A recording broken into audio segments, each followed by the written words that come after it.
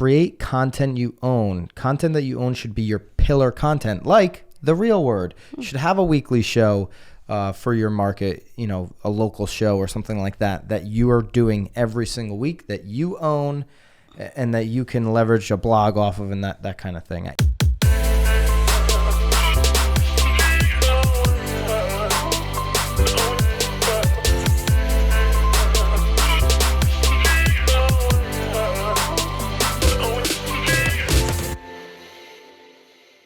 This is Byron Lazine and Nicole White, and you are tuned into episode 152 of The Real Word. Word is up. Here 152 and 2 episodes left. Christmas week. 2020. Merry Christmas. Yeah, you too. All right. You're done with your shopping? Yeah. Did you even start? Yeah. Good. Yep. Do you buy anything usually? No. Didn't think so. All right. Okay. Here we go. Second to last episode. We are going to, on this one, here in Racket number 1, recap Brad Inman's 2020 predictions. See what he got right and see what he got wrong. What was the date on that? The date was December 9th. He's a little behind this year because we have yet to receive his 2021 predictions yet. We were looking for those. December 9th, 2019, this article came out on Inman, and he had a whole bunch of predictions. We're going to give you every single one, whether they were right or whether they were wrong. Mm-hmm. But you're right, he is a little bit behind. A little behind, but that's okay. Everybody is. In the comments, I'm sure we'll get... maybe he's busy getting his vaccine or something. I'm sure we'll get yelled at for harassing Brad Inman again. You can't say nothing bad about Brad. That was just one gentleman. All right. Prediction number 1. Booming housing market. Did it happen? Nailed it. Yeah. That one did happen in most areas. Obviously, there was a couple cities that maybe But what's don't super feel the same interesting, though, way. Reed, it says low interest rates, which is very true. Yeah. A growing economy. Maybe not that wasn't so much an indicator. there. Expanding housing inventory. No. Yeah. No. Shrinking inventory. Supercharge an already yeah.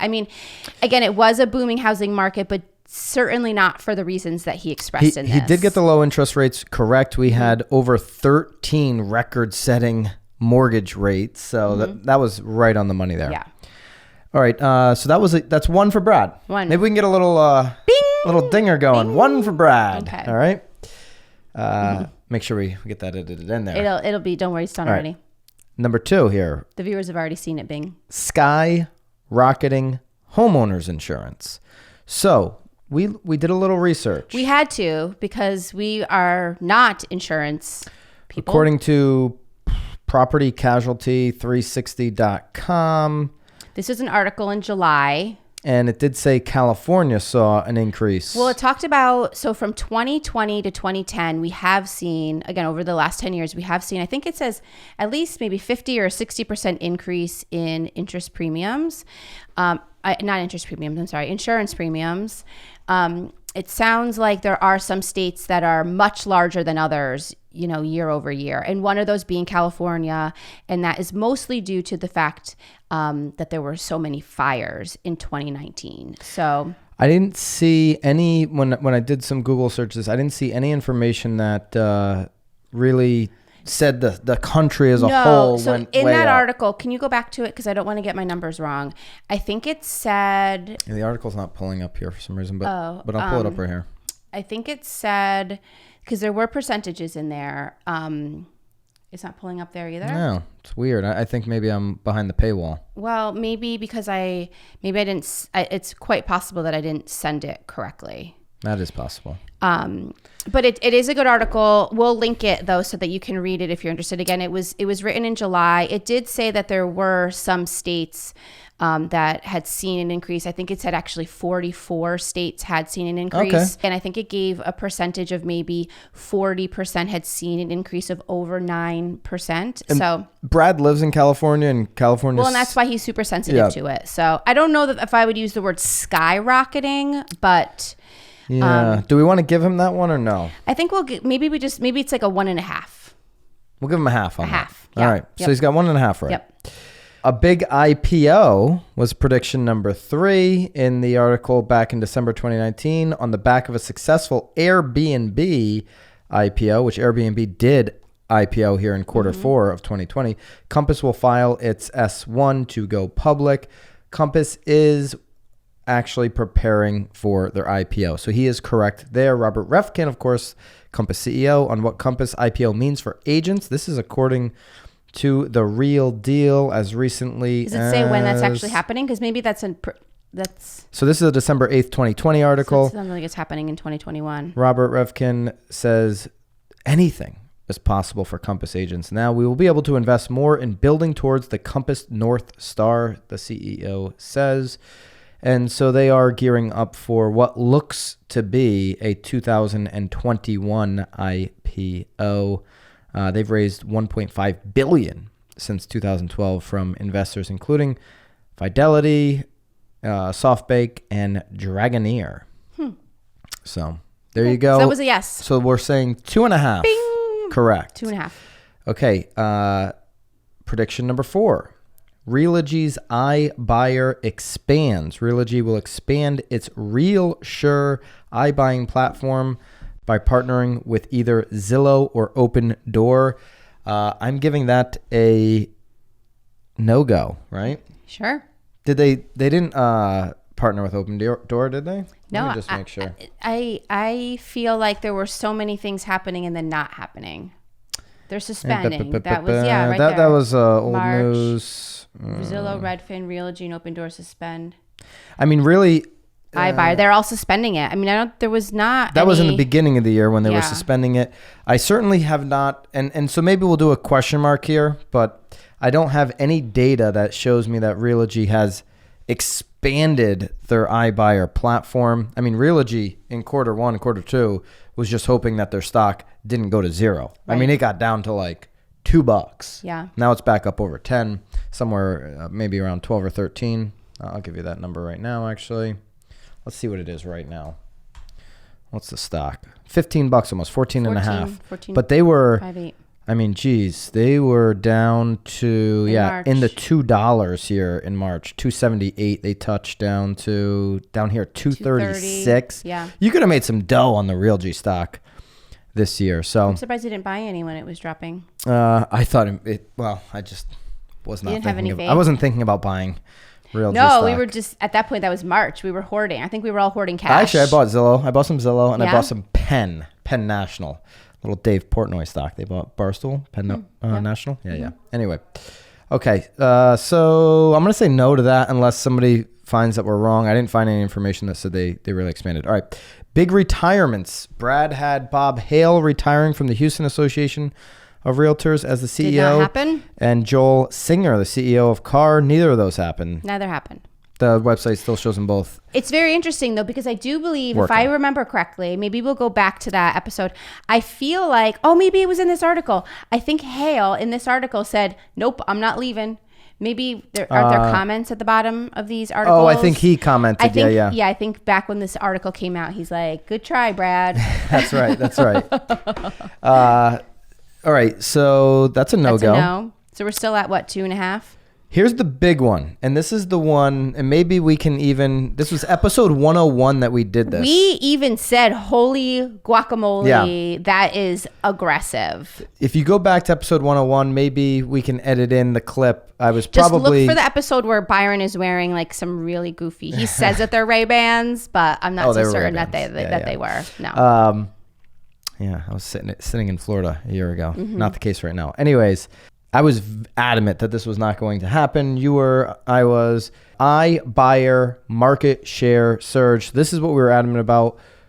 Brad predicted that the iBuyer market will represent 50% of all sales in major U.S. real estate markets. Obviously, in March, when the coronavirus hit, not only did they not surge in their market share, they just paused. Zillow stopped, Opendoor stopped. They stopped buying homes for a period of time. Right. They've come back and they started buying homes. Well, but, go ahead. But the inventory is so low that why would people sell to a Zillow Instant Offer or Opendoor? You would have to be like living under a rock.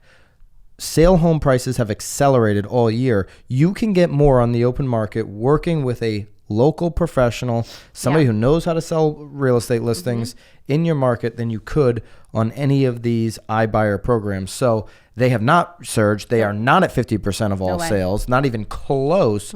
So this one was no. A big fat no. Probably deserves 10 no's over in the no column. Oh, bing, bing, bing, yeah, bing, yeah. bing, bing. Just because it was like so jackpot. wrong.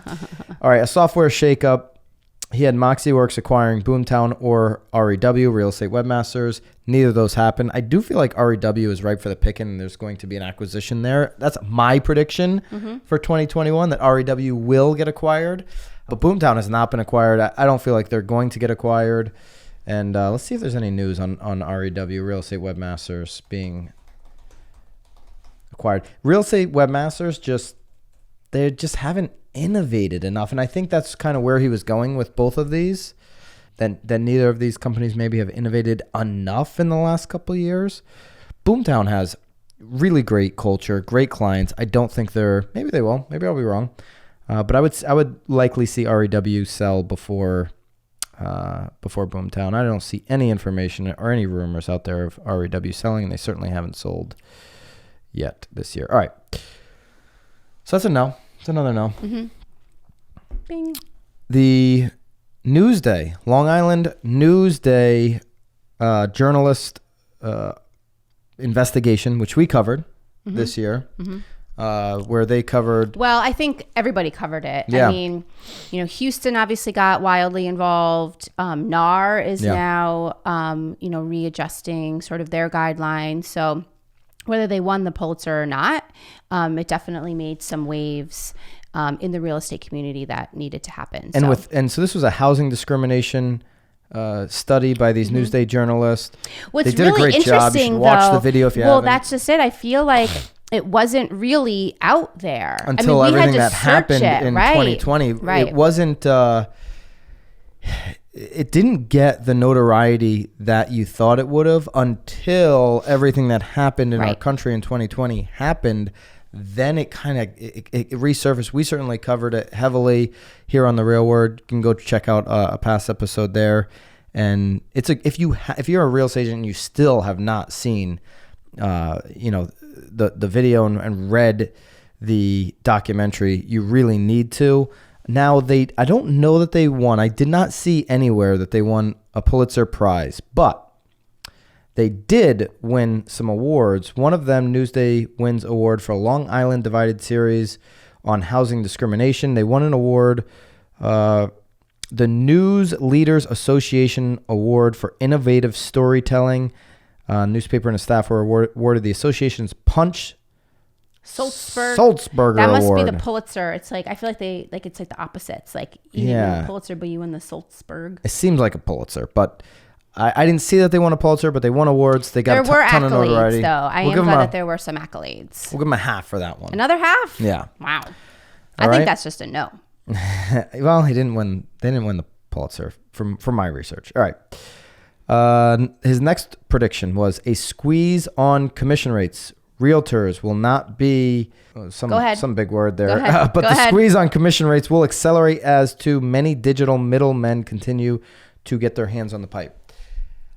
In the pie. In their pipe. In the pie. In the pie. Is that what you're saying? On the pie. Oh, it sounds like you're getting saying their hands in the pie. In the pipe. Well, that's what he actually. No, I hear it. Pie. It sounded like you said in the pipe. Like in the pipe. In the that's pipeline. the pie. All right. The commission rate squeeze. You can look at this two different ways. Have commission rates here in our market gone down from the average of what homeowners are being charged? No. In your market, in the comments, have commission rates gone down on average in your market? Most people that I talk to would say no. Now, with Zillow Flex expanding to basically every single market and charging 30% referral fees to work in that program, you could look at that as, because he mentioned digital middlemen, you could look at that as a commission squeeze, right? Right. 30% referral fees on all of these transactions. That's commission compression. The actual rate that homeowners are being charged has been really unchanged in 2020. But the commission compression on the agent because of the Zillow Flex expansion and the amount of transactions they've been involved with is significant and real. Right. So maybe another half there. All right. He just used the word, he used the wrong shin. Squeeze. The wrong. Never mind. Instead of. All right.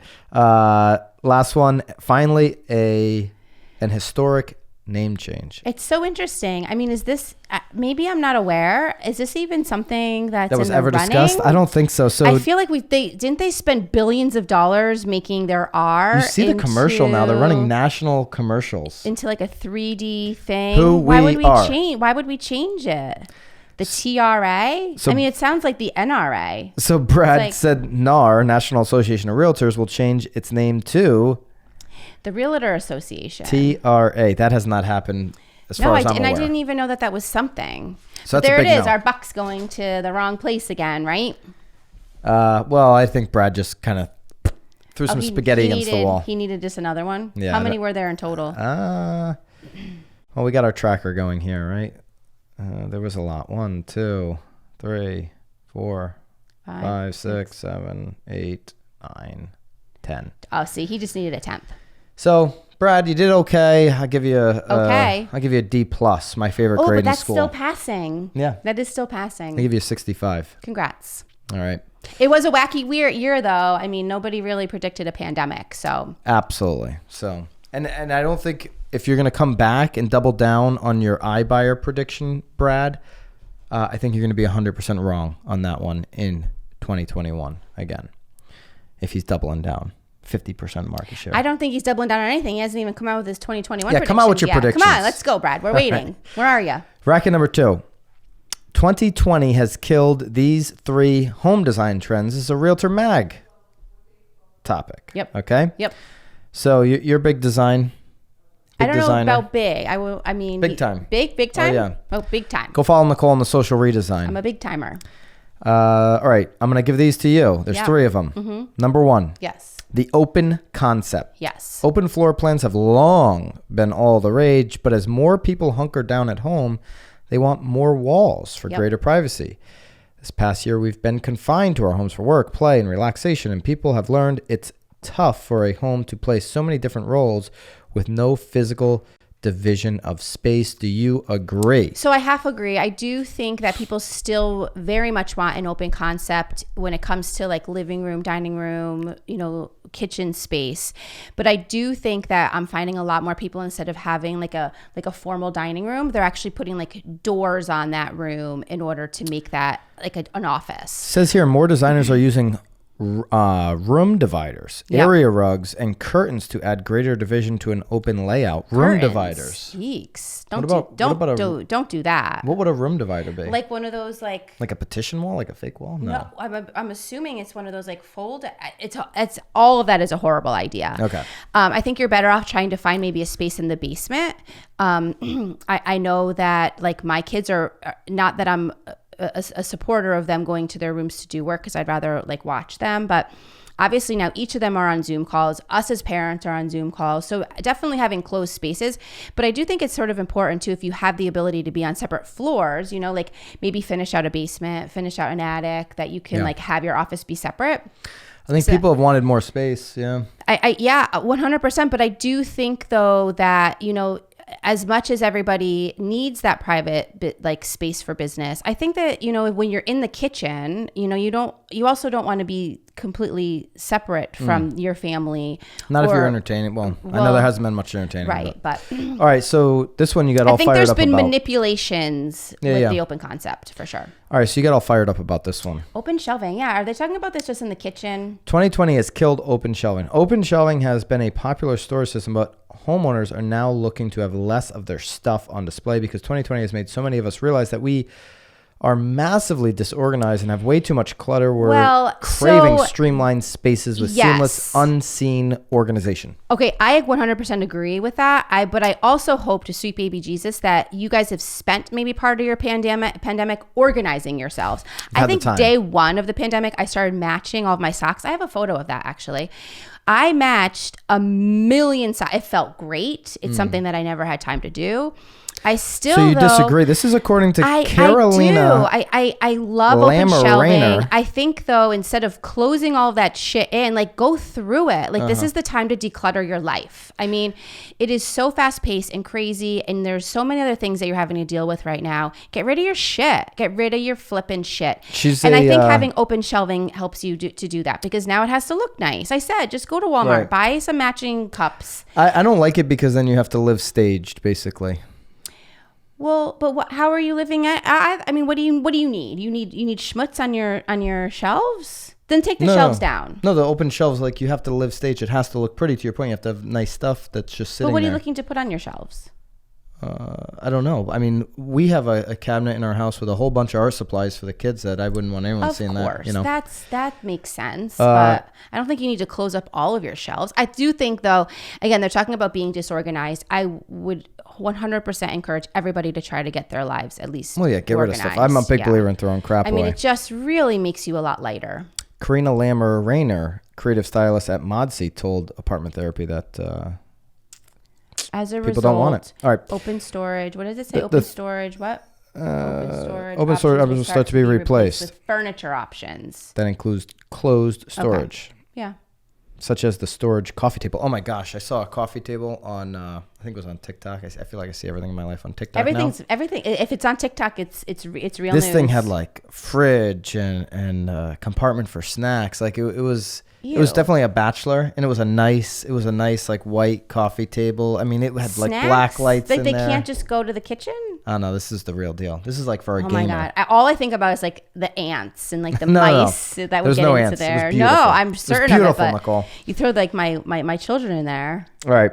I mean, if I was, 16, I would have had that thing. Yeah, that would be disgusting, though. It would have been awesome. The thing would be empty because you would never be replenishing it. All right. The third one here on the list was sterilized spaces. Mid-century modern design has ushered in a more standardized style that is now feeling sterile and lacking warmth, designers say. This is the designer Robert McKinley. He told this to Apartment Therapy. I also think that homes will start to lose some of their universality. I don't know what that even means, but anyway, I expect that we will see design that is more regional and place-based than ever. Design focused on thoughtful, one-of-a-kind objects. That went over my head. I don't know. It's interesting, though, because I feel like that contradicts the whole open shelving, though. Yeah, I don't know. But wait, the topic is they want three design trends that went out, and this is saying they're saying sterilized spaces have gone out. It needs to have a warmth, it needs to be, I don't know.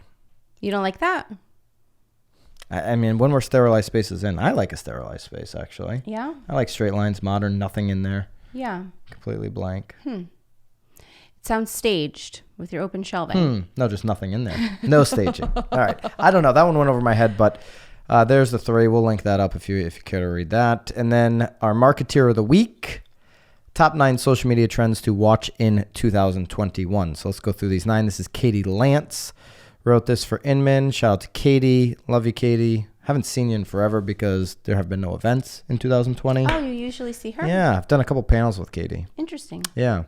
Number 1, create a content plan. We talked about this a couple episodes ago. Absolutely do that for 2021. Great tip there. Yep. Number 2. Well, not just make a plan, actually follow it. Yes. Do it. Yes. Yeah. Number 2, leverage all facets of Facebook. So she talks about maximizing your Facebook groups to build community. Facebook groups are the best thing you can do on Facebook. They have the most organic juice. So if you're involved in a Facebook group that is actually active, that will populate to the top of the peoples that are in that group's newsfeed more so than anything else. It's better than your personal page posting, certainly better than your business page posting, which requires heavy pay to play to get attention. So Facebook groups are absolutely the number one thing you can be doing on Facebook. She says use stories. I don't watch the Facebook stories. Do you?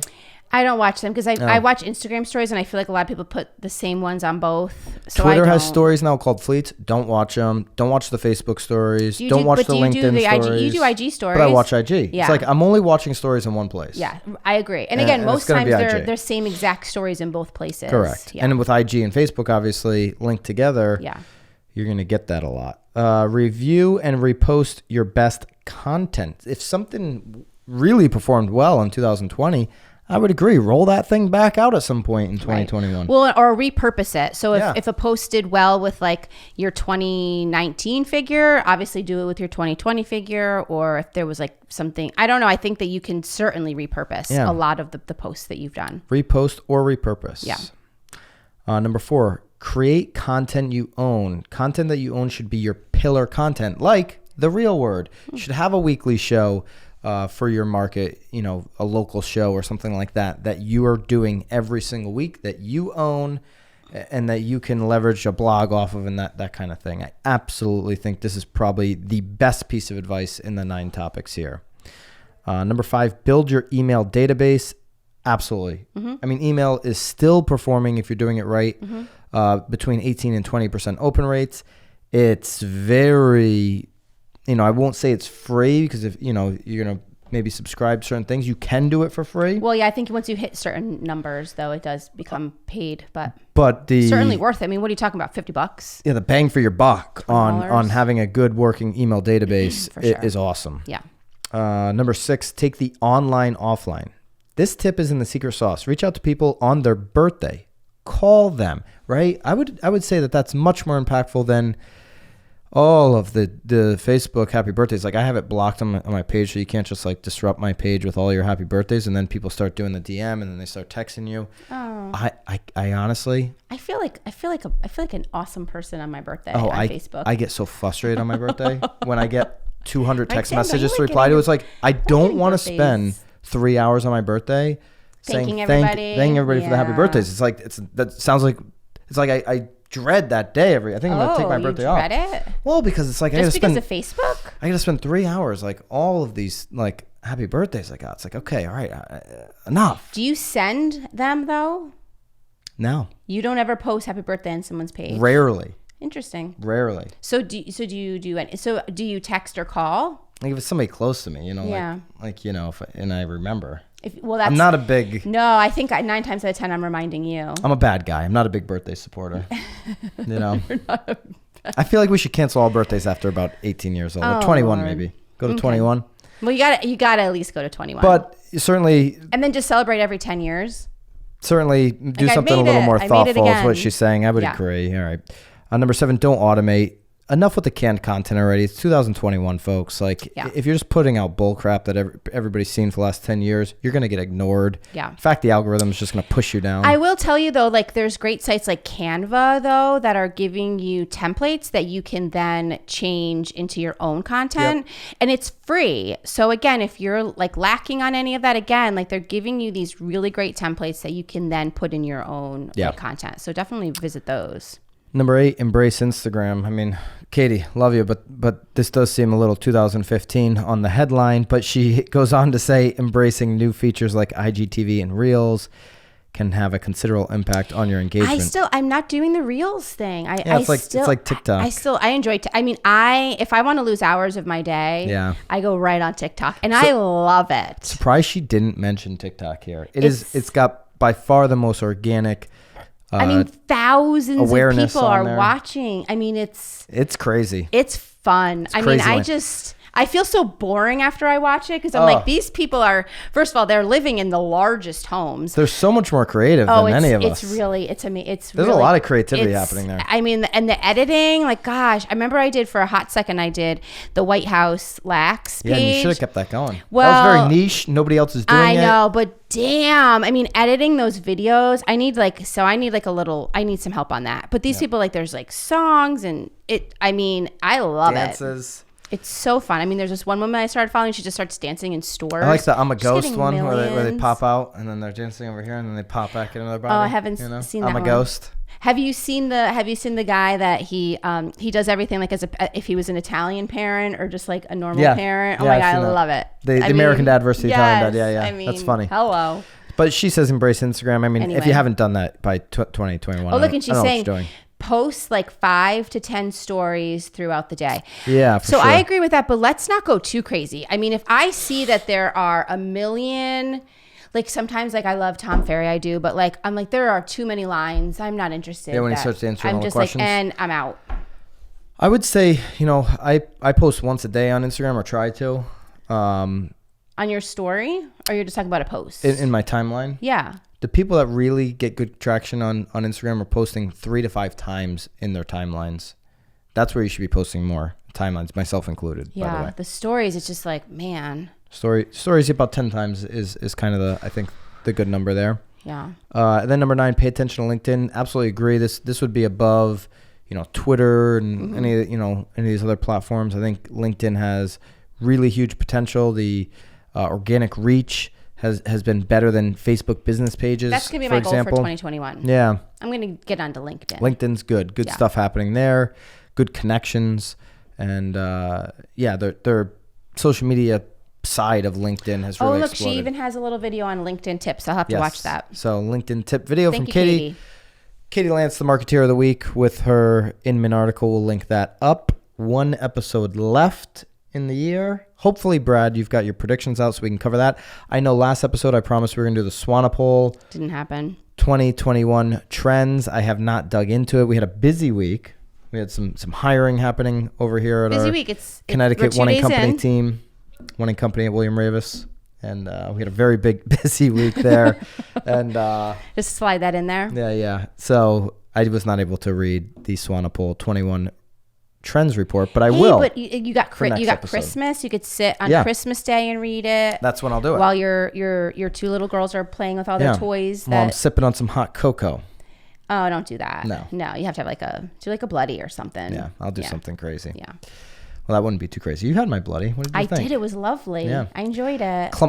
Big Bloody Mary tip for those who plan on making some Bloody Marys for the holiday. Clamato juice. Yeah, don't do that thick. I don't like the thick. Bloody Mary sauce that you get like the mixer at the grocery store. Get like Clamato juice. Yeah, I don't like chewing my drinks. But a Bloody Mary tip. All right. Hope everybody has a safe, happy holiday season, whichever holiday you are leaning into.